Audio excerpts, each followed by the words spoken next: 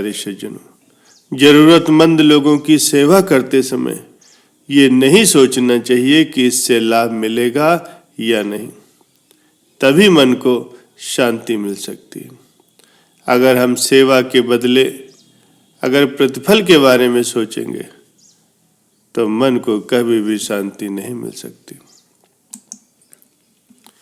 इंसान समय समय पर अनेक प्रकार की सेवाएं करता है, लेकिन उसमें यदि प्रत्यक्ष या अप्रत्यक्ष रूप से कहीं स्वार्थ छिपा हुआ है तो वो सेवा नहीं कहलाती। संत महापुरुषों के अनुसार अपने तन मन और धन का अभिमान त्याग कर निष्काम निस्वार्थ भाव से की गई सेवा ही फलदायी साबित होती है। संसार में जीवित रहने के लिए किसी न किसी रूप में सेवा करना हर इंसान का परम कर्तव्य होता है। जिस भाव से इंसान सेवा करता है उसे वैसा ही फल मिलता है। हर समय निष्काम व निस्वार्थ भाव से सेवा करना हर इंसान के लिए संभव नहीं होता, क्योंकि गृहस्थ में रहते हुए अपनी जिम्मेदारियों को निभाने के लिए इंसान के मन में फल की भावना बनी ही रहती। इंसान परम पिता परमात्मा, जो कि सर्वव्यापी और अंतर्यामी है, से कुछ भी नहीं छिपा सकता। इसलिए हमें भी कर्म करते समय हर समय परमात्मा का एहसास करते हुए किसी भी प्रकार का अभिमान, चतुराई, चालाकी से परहेज करना चाहिए। कोई भी ऐसा कर्म न हो जो किसी के दिल को दुख पहुंचाए या जिससे केवल हमें ही लाभ हो और बाकी सभी को उससे हानि हो। ऐसे कर्मों से सदैव बच के रहना चाहिए। प्यारे सज्जनों, आज के सत्संग में मानव जीवन के व्यवहार से संबंधित बहुत कुछ सीखने को मिलता है। किसी गांव में एक ब्राह्मण परिवार रहा करता था। उस ब्राह्मण के यहाँ कई वर्षों के पश्चात एक पुत्र हुआ, लेकिन 1 साल के बाद ही उस बालक की असमय मृत्यु हो गई। ब्राह्मण शव लेकर जब शमशान पहुंचा तो वो मोहवश क्रियाकर्म नहीं कर पा रहा था। उसे पुत्र प्राप्ति के लिए किए गए जप तप और पुत्र का जन्मोत्सव याद आ रहा था। चूंकि बच्चा काफी छोटा था, इसीलिए उसे परंपरा के अनुसार जलाने के बजाय भूमि में दफनाना था। उस शमशान में एक गिद्ध और एक सियार रहा करते थे। दोनों सब देखकर बड़े ही खुश हुए।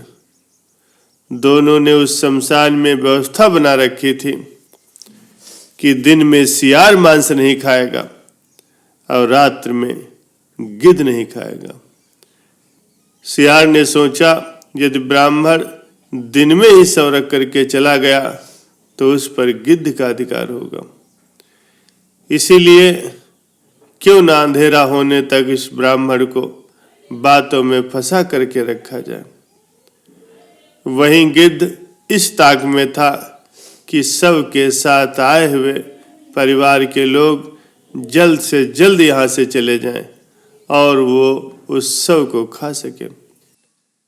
गिद्ध ब्राह्मण के पास गया और उससे बैराग की बातें शुरू कर दी। गिद्ध ने कहा, मनुष्यों, आपके दुख का कारण यही मोह माया ही है। संसार में आने से पहले हर प्राणी की आयु तय हो जाती है। संयोग और वियोग प्रकृति के नियम है। आप अपने पुत्र को वापस नहीं ला सकते, इसीलिए शोक को त्याग करके घर के लिए प्रस्थान करें। संध्या होने वाली है। सायंकाल में शमशान प्राणियों के लिए लाभदायक नहीं होता, इसलिए जल्दी से जल्दी यहां से निकल जाना ही आपके लिए ठीक है। गिद्ध की बातें ब्राह्मण के साथ आए हुए रिश्तेदारों को बहुत प्रिय लगी। ब्राह्मण से बोले, बालक के जीवित होने की अब कोई आशा नहीं, इसलिए यहां रुकने का क्या लाभ।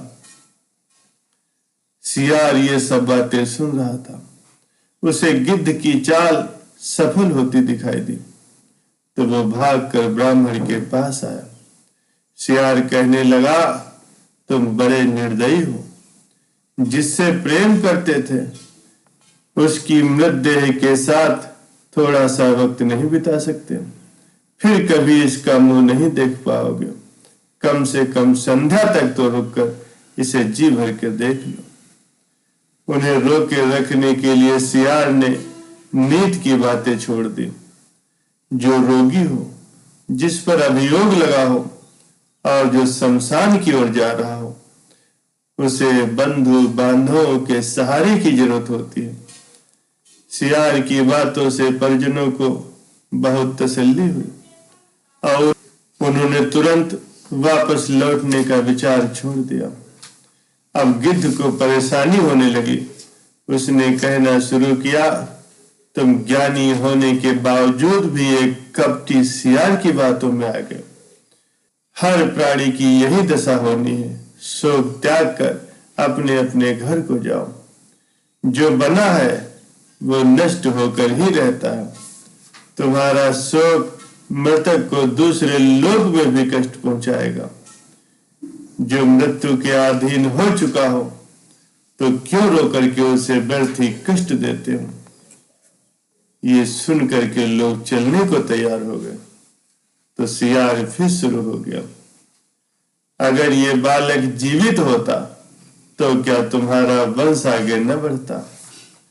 कुल का सूर्य अस्त हो गया है तो कम से कम सूर्यास्त तक तो रुक ही जाओ। अब गिद्ध को चिंता हुई। गिद्ध ने कहा, मेरी आयु 100 वर्ष की है। मैंने आज तक किसी को भी जीवित होते नहीं देखा। तुम्हें शीघ्र ही यहां से जाकर के इसके मोक्ष का कार्य आरंभ करना चाहिए। फिर सियार ने कहना शुरू किया, जब तक सूर्य आकाश में विराजमान है दैवी चमत्कार हो सकते हैं। रात्रि में आसुरी शक्तियां प्रबल हो जाती। मेरा सुझाव यह है कि थोड़ी देर प्रतीक्षा कर लेनी चाहिए। सियार और गिद्ध की चालाकी में फंसा हुआ वो ब्राह्मण परिवार तय नहीं कर पा रहा था कि क्या करना चाहिए। अंततः पिता ने बेटे का सिर गोद में रख लिया और जोर जोर से विलाप करने लगा। उसके विलाप से पूरा शमशान कांपने लगा। तभी संध्या भ्रमण पर निकले महादेव और पार्वती वहां आ पहुंचे। पार्वती जी ने बिलखते हुए परिजनों को देखा तो बहुत दुखी हुई। उन्होंने महादेव से बालक को जीवित करने का अनुरोध किया। महादेव प्रकट हुए। उन्होंने बालक को 100 वर्ष की आयु दे दी। गिद्ध और सियार दोनों ठगे रह गए। गिद्ध और सियार के लिए आकाशवाणी हुई, तुमने इन प्राणियों को उपदेश तो दिया, उसमें सांत्वना के बजाय तुम्हारा स्वार्थ निहित था। इसीलिए तुम्हें इस निष्कृष्ट योनि से शीघ्र मुक्ति नहीं मिलने वाली। प्यारे सज्जनों, दूसरों की तकलीफ में अपना लाभ कभी नहीं सोचना चाहिए। अगर कोई दुखी है तो उसे निस्वार्थ भाव से सांत्वना देना चाहिए। दूसरों के कष्ट पर सच्चे मन से शोक करना चाहिए। दूसरों के दुख में जो अपना लाभ देखकर बनावटी दुख जताता है उसे हमेशा ही कष्ट भोगना पड़ता है।